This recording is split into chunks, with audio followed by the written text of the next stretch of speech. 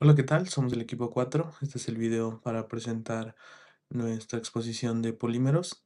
Mi equipo está conformado por Eddie Alberto Hernández Martínez, Raimundo Merino Ramírez, Marco Daniel Salazar Sánchez y su servidor Manuel Galaviz Valdés. Como primer tema, hablaré sobre los tres materiales innovadores que actualmente están en vías de desarrollo y que prometen un impacto muy importante dentro de la industria mecatrónica. Am, la mecatrónica necesita materiales más ligeros, más conductivos y más inteligentes.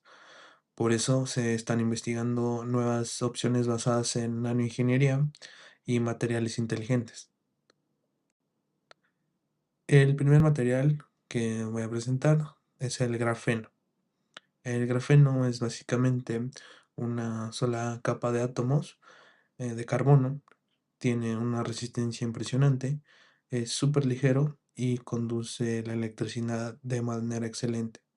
Esto lo hace ideal para sensores flexibles, baterías de alta capacidad y actuadores ultra delgados. Otro material están las aleaciones con memoria de forma.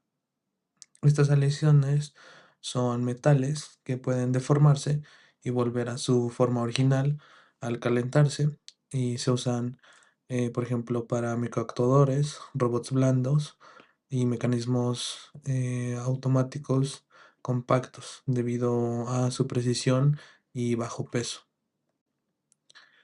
Como tercer y último material está el polímero y las nanofibras conductivas, em, que estas combinan flexibilidad con conductividad eléctrica. Estas son perfectas, por ejemplo, para piel electrónica o sensores piezoresistivos y sistemas ápticos en robótica.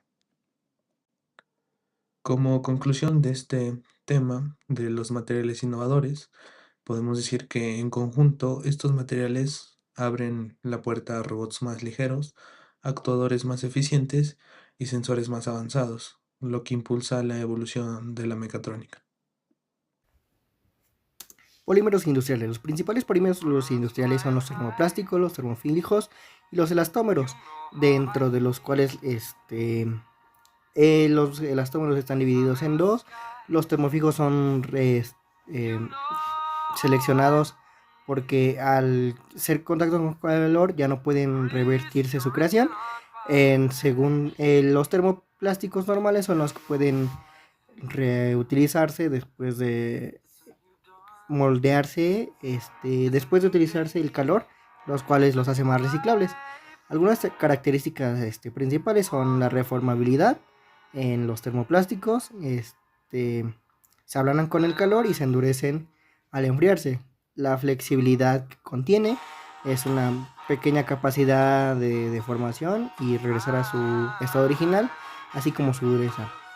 La resistencia al impacto, que pues como bien lo dice, es una durabilidad. La reciclabilidad, que bien habíamos dicho anteriormente, que al utilizar el calor y no perder propiedades, es muy común volver a utilizar estos plásticos. Los termofijos, una vez enfriados al calentarse de nuevo, se queman en lugar de fundirse. ¿Esto por qué pasa? Porque al aplicar una temperatura para moldearlos la primera vez, las moléculas se enlazan permanentemente, lo que hace que sean unos termoestables y sean más rígidos.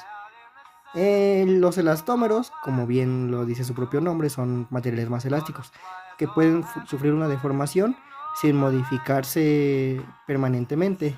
Sí se van a hacer eso, pero al someterse a una fuerza o a una tensión por bastante tiempo o que supere las capacidades del material. Algunos ejemplos serían para los termoplásticos serían el polietileno de baja densidad y el de alta densidad, el policarbonato, el polipropileno, el polietileno y el teraftarato de polietileno. Este es también conocido como el PET, el que utilizamos en botellas, y el policloruro de pivinilo, que sería el PVC. Otro ejemplo sería el poliuretano, la baquelita y las resinas que son epoxi. el poliéster, la melamina y las siliconas. Estos son los termofijos, los que al ser sometidos al calor se quedan en una forma y de ahí no se pueden volver a modificar. Los elastómeros están divididos como por grupos. En el grupo O tenemos cadenas con átomos de oxígeno.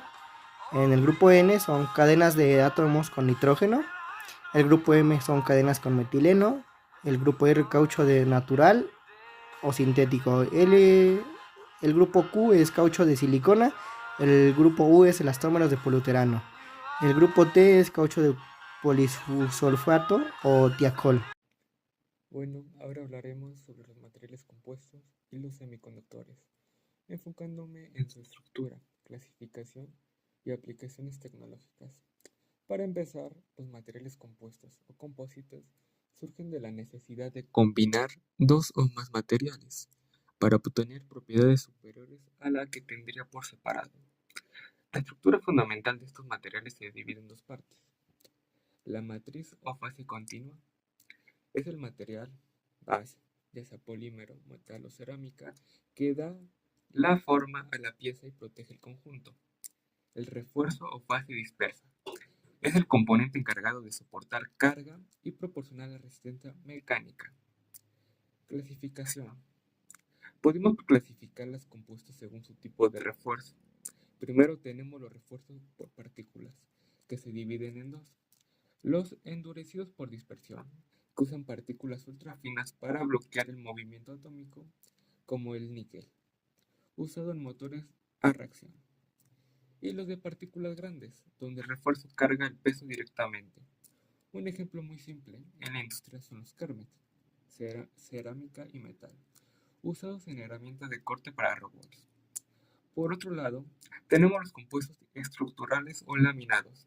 Aquí destacan los paneles sándwich, con núcleos ligeros tipo panal de abeja, y los laminados como el glare. Este material se usa en el fuselaje del Airbus A380, debido a su alta resistencia. La otra gran categoría son los materiales reforzados con fibras.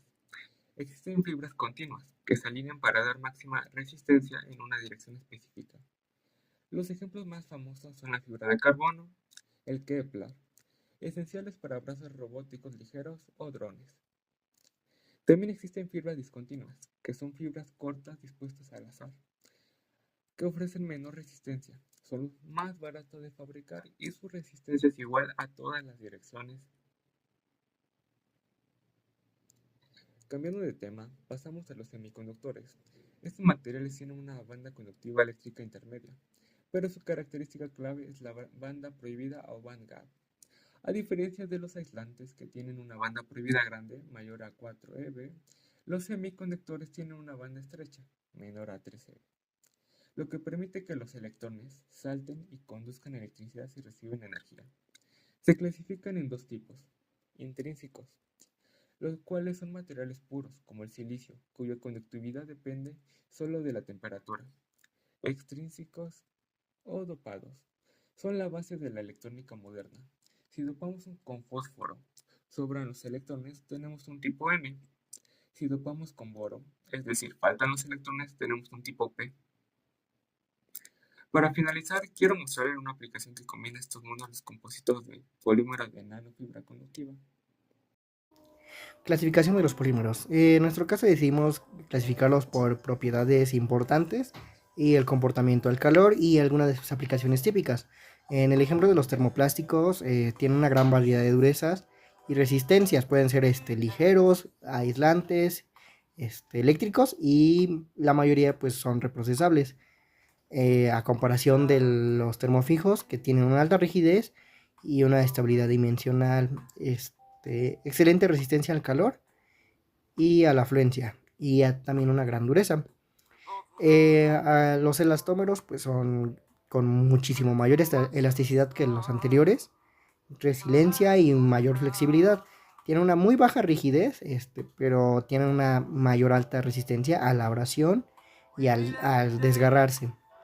Su comportamiento en el calor, en el caso de los termoplásticos, es que pues, se pueden ablandar al recibir temperaturas altas y en el proceso de enfriación pueden llegar a tener una dureza más alta. Los termofijos, al ser sometidos al calor, se deforman, pero también tienen una gran rigidez, solamente que si se vuelven a calentar después de haber recibido un moldeamiento por calor, estos en lugar de seguirse moldeando como los termoplásticos normales, se queman. Los elastómeros no se pueden fundir con el calor, pero pues se degradan. Su elasticidad se debe a que tiene una temperatura de transición.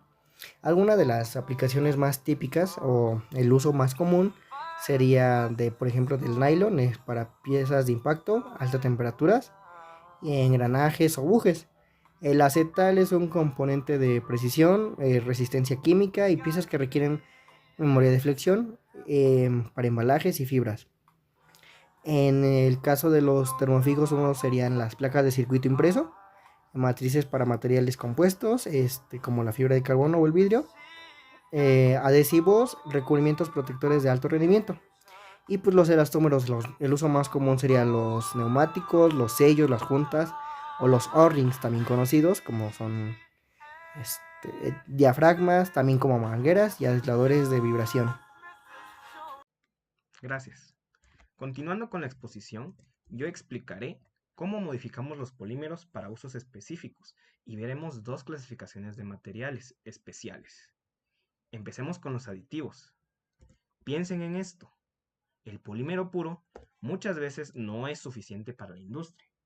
A veces es muy caro o difícil de moldear. Por eso usamos aditivos, que son como ingredientes extra para ajustar el material a nuestras necesidades. En la diapositiva pueden ver las categorías principales. Por ejemplo, si el material se traba en la máquina, usamos lubricantes. Si necesitamos que sea más barato o resistente, agregamos cargas. Si requerimos que el material sea resistente a los rayos ultravioleta, se le agregan estabilizadores. Y los retardadores se utilizan para que nuestro polímero no arda en llamas. Un caso muy claro de esto viene en esta diapositiva, con el MDF ignífugo. La madera y el pegamento arderían fácilmente, pero al agregarle retardantes, modificamos su química para que resista el fuego. Lo mismo pasa con el Nylamine XL o Extra Lubricated, que está formulado químicamente para superar las limitaciones del nylon estándar. También tenemos el aglomerado hidrófugo, al cual se le agregan estabilizadores para poder repeler el agua. Ahora, pasemos a los plásticos espumados. Lo interesante aquí no es solo el material, sino su estructura interna. Para crearlos, inyectamos un gas o agente de soplado dentro del plástico, creando las burbujas que se ven en los diagramas. Quiero que se fijen en la diferencia de las imágenes. Del lado izquierdo tenemos la célula abierta, donde los huecos están conectados como una esponja que absorbe agua.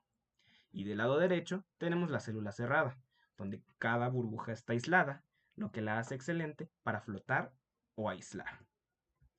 El ejemplo clásico de esto es el poliuretano, que aprovecha esta estructura de aire atrapado para ser ligero pero resistente.